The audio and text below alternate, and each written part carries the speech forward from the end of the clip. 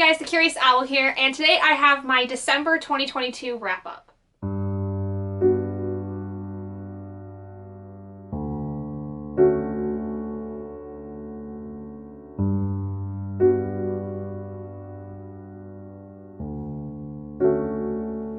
So December, the last month of 2022, did not go at all as planned. I think I did worse in December than I did November, which was really difficult. But then again, I think that with the holidays and everything that had been going on this month, and the fact that I had a lot of mental struggles going on in this month from work and life and all these things, it doesn't surprise me that I didn't read as much. So I did complete a couple of things in the month of December, but I actually really struggled with also then, after those 2 books I read in the month, finding something else to really enjoy and really sticking with it. I am currently, as of December 31st, still working on something, but I just don't know if I'm going to be able to finish it tonight, nor if I'm going to be able to finish it at all before the end of the month. So, without further ado, let's go ahead and get into the stats and everything that had been going on in this past month. So for stats this month, I ended up only reading a total of 1,089 pages. So I am proud of the fact that I actually did crest that 1,000 page mark. I don't think I've ever had a month where I haven't hit 1,000 pages, which is a feat in and of itself, which is fantastic. I had 0 minutes worth of audiobooks. I had 1 physical book completed and 1 ebook completed, and both of those were from my personal library. And one of those books was a 5-star, one was a 3-star, and then I actually had 3 DNFs, actually back to back to back. So the first book I completed was also my last 5-star for the entire year of 2022, and that was The Firekeeper's Daughter by Angeline Boulley. This was Brandy's book club pick for her membership book club, and I absolutely loved this. This is one of my top 5 favorites of the entire year so far, as you will have heard if you had watched my 5-star reads for the entire year.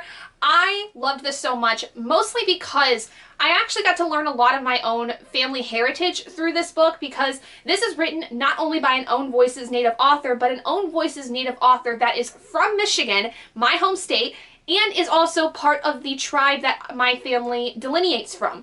Many people know it as the Chippewa tribe, or as it is more actually properly known as the Anishinaabe tribe, and it is a tribe that centers all across the Midwest and parts of Canada. The Chippewas are typically like a smaller section of that. It's very specific to the Michigan areas. This takes place in about 2005 in what is called Sugar Island and parts of Sault Ste. Marie, which are both part of the UP in Michigan, or the Upper Peninsula. The main character in the story is named Duchess, and she is half native and coming up on her 19th birthday. She decided to take a gap year between high school and college because unfortunately her uncle had passed away. After her uncle passes away, Duchess finds out that her uncle may have somehow been involved in a meth drug ring that had been going on in the reservation and was killing off a bunch of young people. When Duchess finds out that her uncle may have possibly been involved in this drug ring, she gets involved in the case even more by trying to find out where this entire drug ring has started from, and it actually paints an entire picture of one of the biggest problems that happens on reservations with Native people,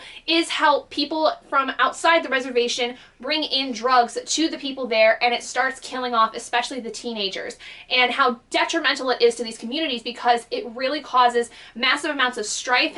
I apologize, guys. My camera died in the midst of all of that. But what I was saying is that this is one of the biggest problems that happens on Native reservations, and is one of the reasons why they are so against outsiders coming in. Because people that are from outside the reservation are not part of the community. They tend to bring in these issues that cause massive amounts of strife within these communities. I mean, it's basically colonization all over again when it comes to these communities and the drugs that get brought in by outsiders. And this really paints a very important picture that I remember hearing a lot about, especially when I was in college, because I went to a university that was very heavily involved with a Native community, because not only were they the mascot of that entire university, but they also had just very big ties and connections to the reservation that was very local. And we had a lot of students who were from the reservation that had been going to school there. And so it was a hugely talked about topic in terms of talking about, you know, the problems that are associated with outsiders in the reservation and dealing with things like the drug epidemic that there is. There is another book that actually does talk about this that's more in an adult format, and it is called Winter Counts, that I think people that like this would enjoy, because it does deal with very similar things about the drug epidemic on reservations, but it's handled in a little bit more of an adult fashion as opposed to this, where this is kind of more focused on a young adult, almost new adult kind of audience. But I absolutely loved this. The writing was beautiful, and I'm very excited for the sequel that supposedly comes out next year. I think at least it's a sequel, or at the very least a companion novel, and I fell in love with Angeline's writing, and I'm also very proud that she is a Michigan native, and that I was able to support an author and find love for an author that is from my home state and is a part of my family tribe, even if I don't have those main connections myself. This, though, made me really want to sit down and talk with my grandmother more about our family, and I actually gifted this book to my grandmother for Christmas, and when I told her about it, she was absolutely excited and honestly almost started crying when I told her that this was a book by a Native author from our family tribe, and it talks about and brings up Native traditions from our family that she probably would recognize, which is very, very awesome. The second book that I read was my 3-star for this month, which was The Duchess Deal by Tessa. This was the first book in a series that I had wanted to do for Finish Your DNF video, which was to read Tessa books. And this one was actually not that bad. I didn't care so much for the hero in this story, and I will say that the rest of the series did not fare, but we'll get into that in a second. But this was fine. I didn't mind Emma so much as a character. I thought she was fine, maybe a little bland. It was good sex scenes. It was entertaining, at least for the most part, to where I could finish it, but there wasn't really a lot of substance there for me. I didn't feel connected to any of the characters. I wasn't connected to any of the side characters. And like I said, I just didn't really like the hero in this, but you can also hear all my thoughts on that first book in my Finish Your DNF video. Now, going into the second book, which was The Governess game, this was the first DNF I had in the month of December. It was the book that DNF'd the entire series for me by Tessa. Now, I, again, like I said, did not connect to any of the side characters that I had come up in the Duchess deal. One of them being Alexandria, which is our main character in this one. I felt no connection to her. I found her incredibly infuriating. I didn't care for the hero at all, much less than I cared for the hero in the Duchess deal, which was quite surprising because I didn't like really the first one, and I absolutely hated the second one. So I just found that this was not the series for me. I am willing to try Tessa Dare's other books, but in my Finish Your DNF video, I talk about the fact that I think it may be just because I'm a little bitter toward Regency romances, and I'm willing to try Tessa Dare's other Regency romances, and maybe I just have to find the one or two that works best for me, but this was just not that series, unfortunately. The second book I ended up DNFing was probably my most disappointing read in the entirety of 2022, and that was The Atlas 6 by Olivie Blake. I was so excited to read this. I thought this was going to end up becoming something absolutely fantastic. And I got past the first 100 pages after really liking a lot of the characters and the way that things were set up. And it just felt like everything just kind of stopped and there was no actual progression being made, that I felt so stunted by the time I reached about halfway through this book. I felt like there was no real stakes involved after the first big battle scene that had happened, and there was no actual goal being set, and all it became was just this massive catty fight fest between all of the different characters, and everyone was being so juvenile toward each other.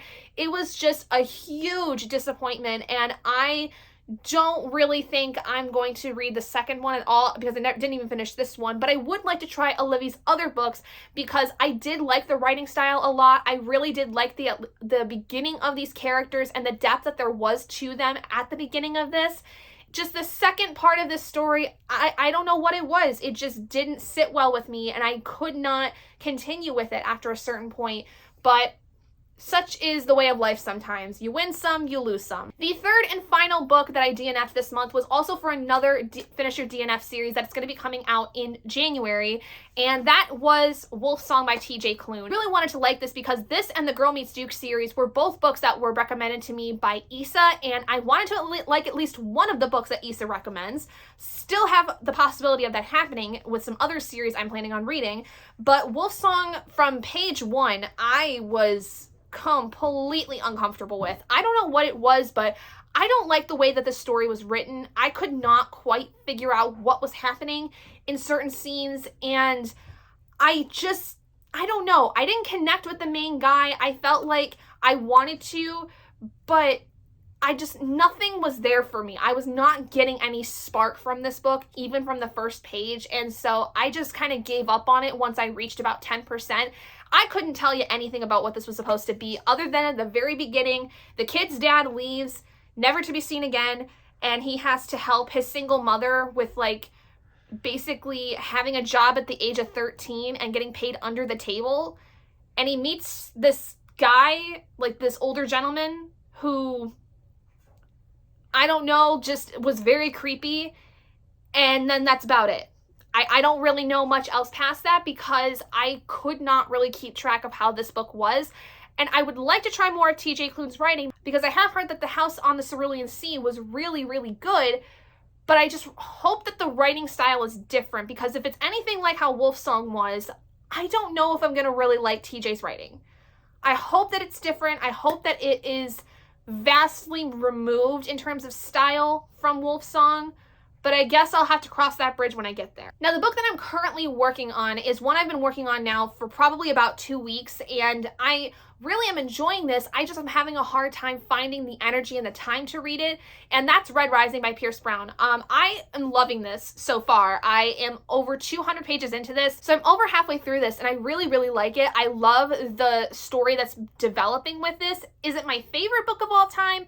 No, but it's definitely going to be a 4-star for sure. I think that this is actually going to probably be something I would like to try to finish out this series in the year of 2023 because I know that the next book is supposed to come out, or like the 5th or 6th book basically is supposed to come out in this series this year. So this is one I would probably like to try to finish if I can, but I just haven't been having such a hard time with finding the time and then the energy to read, because even if I have the time to read it when I get home from work or something after dinner and hanging out with my husband and stuff, then there's the level of energy that I am struggling with because I've been so run down with work, with the holidays having been going through. But without further ado, those are the books that I read in the month of December. I know it wasn't really too much, and unfortunately I had a really bad reading month in terms of having 3 DNFs back to back to back, but at least the book I'm working on now, I'm really enjoying, and I'm hopeful that this is kind of just the last bump before the new year and I don't have to worry and I can kind of have a nice